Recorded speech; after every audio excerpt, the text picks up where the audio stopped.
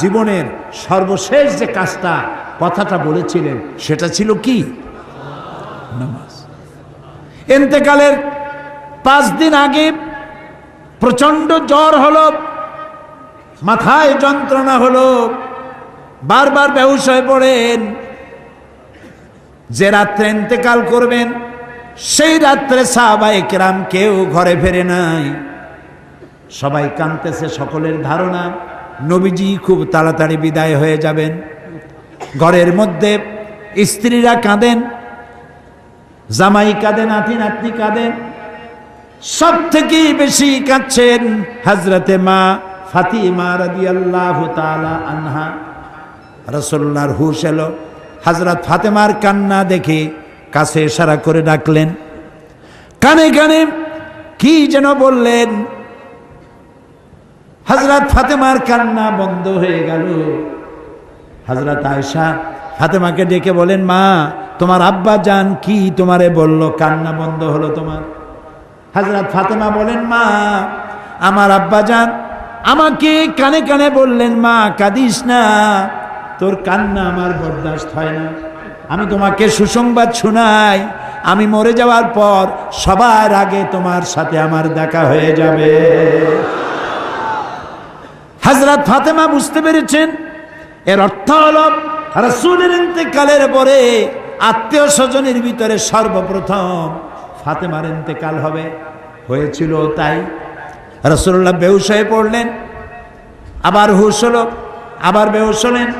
হজরের পরে হযরতে জিবরাইল এসে বলছেন, আসসালামু আলাইকা ইয়া রাসূলুল্লাহ, হে আল্লাহর রাসূল, আল্লাহ আপনাকে সালাম বলেছেন আর তিনি জানতে চেয়েছেন আপনি কেমন আছেন। তিনি জানেন আপনি কেমন আছেন, তারপরেও তিনি জানতে চেয়েছেন আপনার মুখে আপনি কেমন আছেন। নবীজি বললেন, আমি বড়ই কষ্টের ভিতরে আছি, অসুস্থ আছি। হযরতে জিবরাইল বলছেন, ইয়া রাসূলুল্লাহ, একজন নতুন ফেরেশতা এসেছে আজ আমার সাথে, যে ফেরেশতা কোনো মানুষের কাছে আসার জন্য অনুমতি কোনোদিন চায় নাই আর কোনোদিন চাবেও না, শুধু আপনার অনুমতি চায় আপনার কাছে আসার জন্য। সে ফেরেশতার নাম মালাকুল মউত। হযরতে মালাকুল মউত রাসূলের অনুমতি নিয়ে রাসূলের জাসাদ মুবারকের কাছে এসে সালাম পেশ করলেন।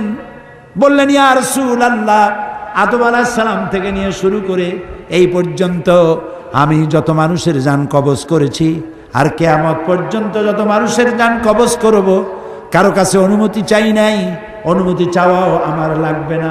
কিন্তু আজকে আসার সময় আল্লাহ রাব্বুল আলামিন আমাকে বলেছেন আমি যেন আপনার অনুমতি চাই। রাসূলুল্লাহ বললেন, মালাকুল মউত, আমি যদি তোমাকে অনুমতি না দেই? হযরতে মালাকুল মউত বলেন, ইয়া রাসূলুল্লাহ, আল্লাহ তাআলা বলেছেন অনুমতি যদি না পাও ফিরে এসো। আল্লাহু আকবার, আল্লাহু আকবার। হযরতে জিবরাইল বলেন, ইয়া রাসূলুল্লাহ, আল্লাহ রাব্বুল আলামিন আপনার সঙ্গে দিদারের ইন্তজার করতেছেন। নবী বললেন, মালাকুল মউত, তুমি তোমার কাজ শুরু করতে পারো। মালাকুল মউত যখন জান কবজ করতে যাবে, রাসূলুল্লাহ বললেন, আয়েশা একটু কাছে আসো। ওই যে সোনা ছিল কয়েক টুকরা, সোনাগুলোর খবর কি? 6 টুকরা, ছোট্ট ছোট্ট 6টা টুকরা সোনা ছিল, সোনাগুলো কই? হযরত আয়েশা বলেন, আমি তার যত্ন করে রেখেছি। নবীজি বলছেন, এক্ষুনি স্বর্ণ টুকরাগুলি সদকা করে দাও। আমি মুহাম্মদ সাল্লাল্লাহু আলাইহি সাল্লাম আল্লাহর দরবারে এই অবস্থায় উপনীত হতে চাই না যে মুহাম্মদের ঘরের ভিতরে সোনা আছে। হযরত ওমর রাদিয়াল্লাহু তাআলা আনহু রাসূলের সঙ্গে দেখা করতে গেছিলেন একদিন। ঘরে মা আয়েশা ছিলেন না। হযরত ওমর সালাম দিয়ে ঘরের মধ্যে ঢুকে দাঁড়ায় দাঁড়ায় কাঁদতেছেন, বাচ্চা শিশুর মতো ডুকরে ডুকরে কাঁদছে। রাসূলুল্লাহ জিজ্ঞেস করছেন, ওমর কান্দো কেন?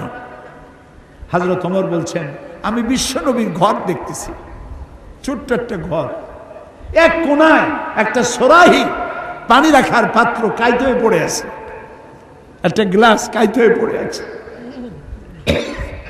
আর এক কোনায় 1 কেজি কি আধা কেজি জব পড়ে আছে, আর রাসূল শুয়ে আছেন দড়ি দিয়া বুনানো একটা খাটিয়ার উপরে, চাদর নাই, বালিশ নাই, হাত মোবারক মাথার তলে দিয়ে শুয়ে আছে, পিঠ মোবারকে দড়ির দাগ কেটে আছে। হযরত ওমর বলছেন, ইয়া রাসূলুল্লাহ, আমি তো বরদাস্ত করতে পারছি না। বিশ্বনবী, তার পিঠে দড়ির দাগ, পানির পাত্র কাইট হয়ে পড়ে আছে, খাট নাই, বালিশ নাই, আপনি আমাকে অনুমতি দেন, আমি আপনার জন্য একটা তোষক বানাই নিয়ে আসি। রাসূলুল্লাহ বললেন, ওমর, আমি তো দুনিয়ায় শান্তি করতে আসি নাই, আমি যদি ওহদ পাহাড়কে বলি, ওহদ আমার জন্য সোনায় পরিণত হয়ে যা, ওহদ পাহাড়টাই সোনা হয়ে যাবে, শান্তি করতে আসি নাই।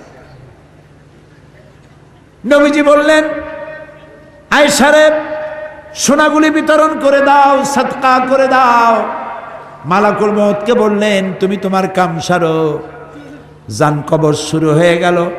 নবীজি জীবনের শেষ কথা মুখ থেকে উচ্চারিত হলো, আসসালাত আসসালাত ওয়া মা মালাকাত আইমানুকুম, ও আমার উম্মতেরা, নামাজ নামাজ।